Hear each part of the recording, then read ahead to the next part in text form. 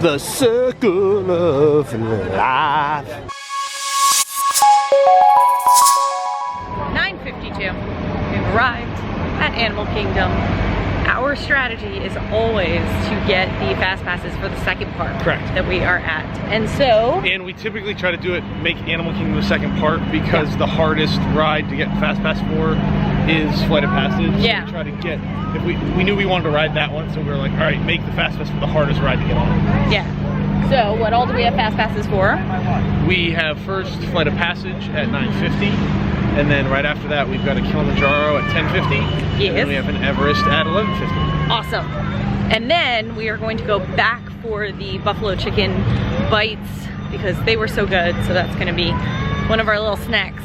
I don't know if we're going to go to an official, oh, Mary's happy. I don't know if we're going to officially get lunch or just kind of snack our little way through the day. Yeah. We'll see. Through bag check with zero problem. What's our pro tip? Always go as far right as you possibly can, because there's a bunch of tables that are all the way around to the right and you can't even almost see them, but there's never a line. Yeah. Even if there's big long lines, there's never a line. Literally a minute and a half and we're through bag check. So on to Pandora.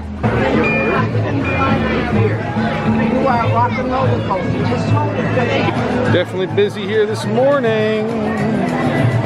The circle of life.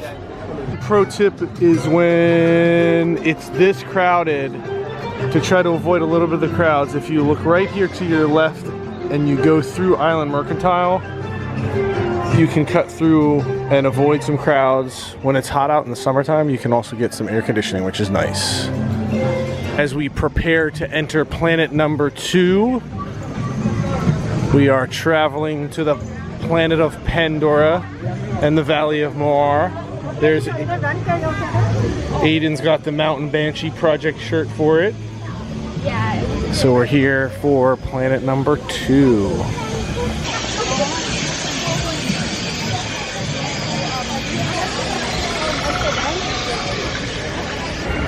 is why you get your fast passes. 210 minutes. Apparently some ducks have migrated from Earth to Pandora. The expats brought them with. They're like, Yeah. Sense of home.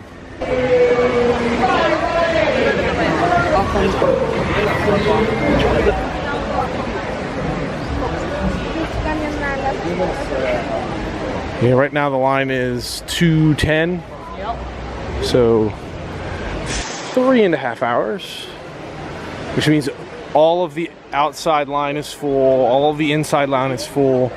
And if you come here and you are gonna try to stay in that long of a line, it actually will extend out back on the bridge that heads towards the Harambe market.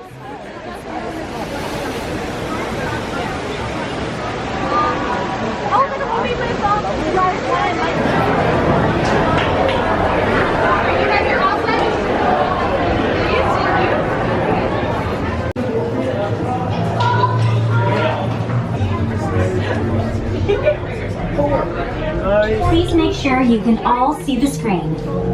9 through 16. Step on each one of the circle. Come here. Okay, sealed genetic matching room. Okay, Dr. Stevens, they're ready. Can everyone see me? Yes. Great. That's such a good ride. I can't.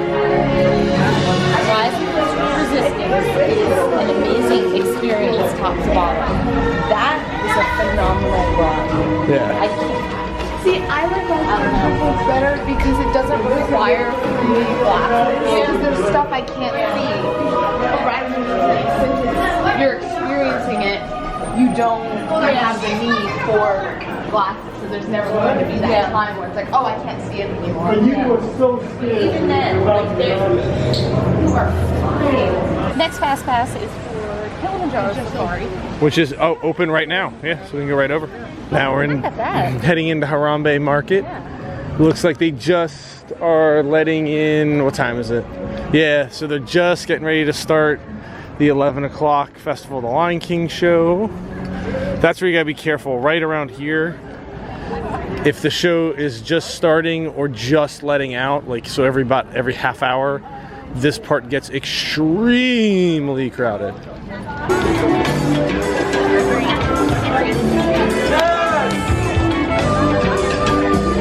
Come on, let's go. Bird forest.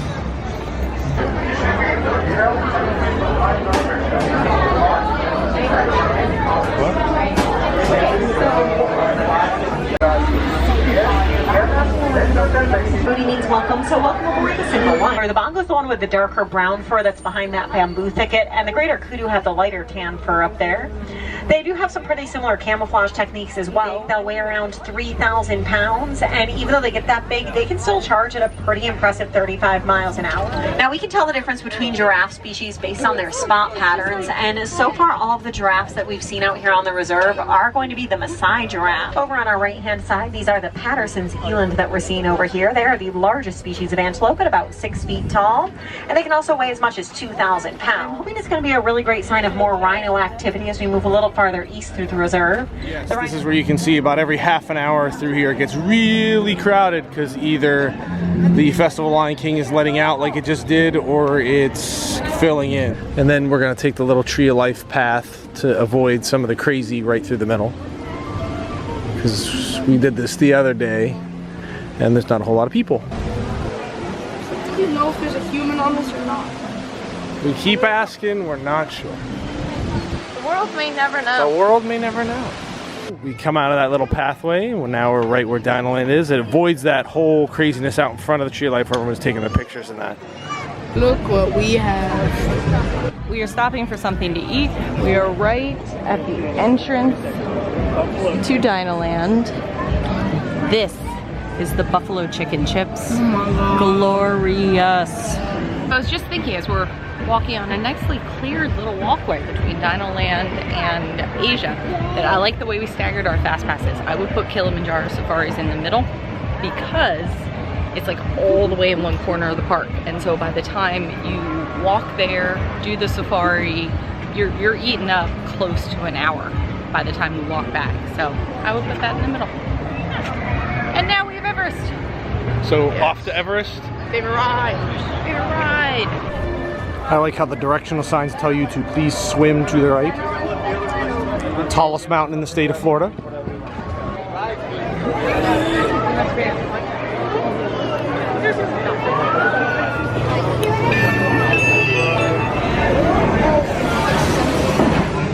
Attention Expedition Everest team members.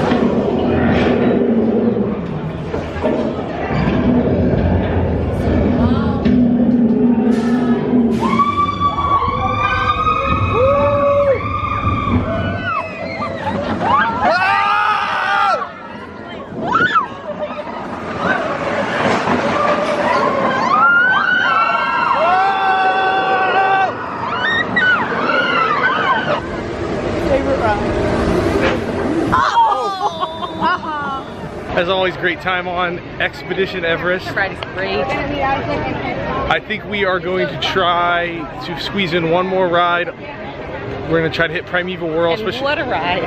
especially since it is only open seasonally, so it's not open all the time. So since it's open now, we're going to try to give it a shot.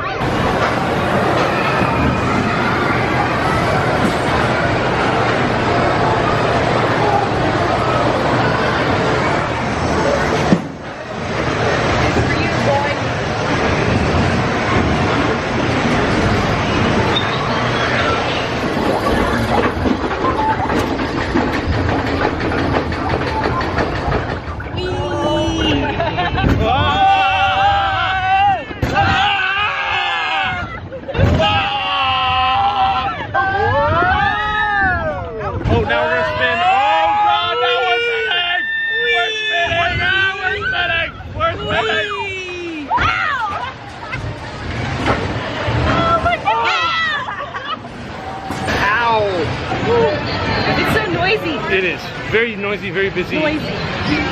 And Primeval World is like, it's painful. Yeah, it's like riding. It's like riding a roller coaster in a washing machine together. It's just you slam into the wall. Yeah. Then you have PBN the second that you slam into the other wall.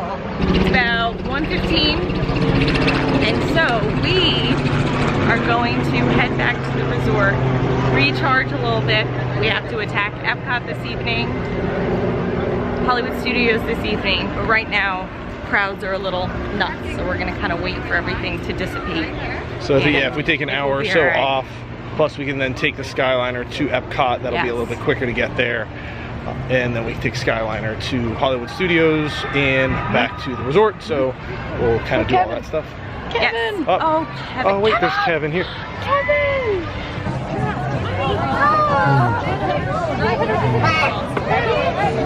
Kevin! So as we're turning into the crowds, definitely like this video, comment if you've done your own 4 parks in 1 day challenge, subscribe to see how our journey ends, and with that, We invite you to set your imaginations free. Hero, one.